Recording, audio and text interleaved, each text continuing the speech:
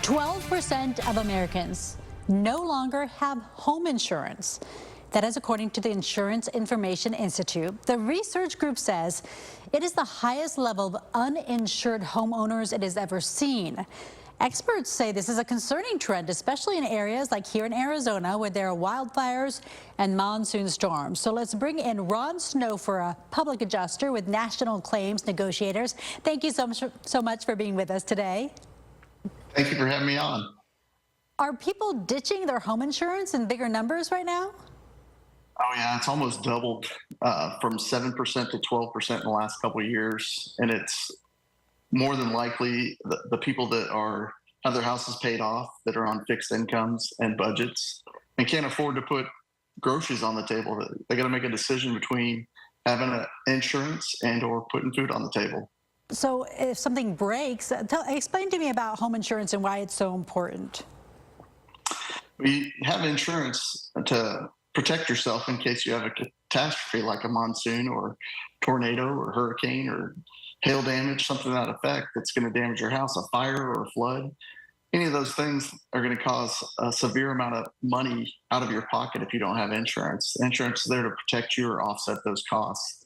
So I'm in an apartment, so it's mandatory that I have insurance on my apartment unit. As a homeowner, and if they own it outright, like you said, do you have to have home insurance?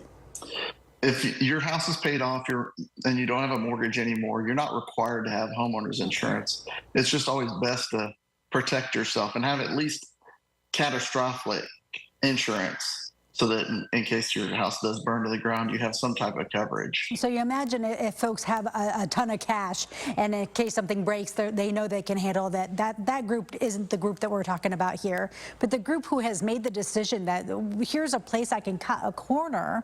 What do you want them to consider before making that move? Because it must be a last resort. There's things that you can do to offset those costs. If you raise your deductible, it's much better to have a higher deductible and have some coverage than no insurance coverage whatsoever.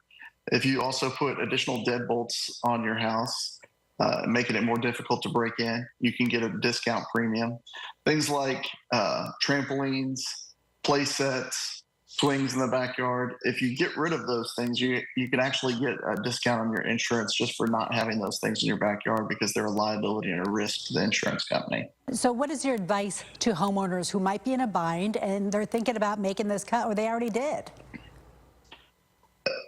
It's not a good idea to just cut your insurance out entirely.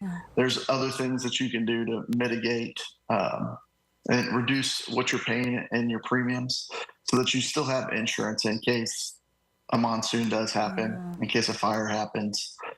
You don't want to be stuck trying to pay to rebuild a $400,000 to $500,000 house because it burned to the ground.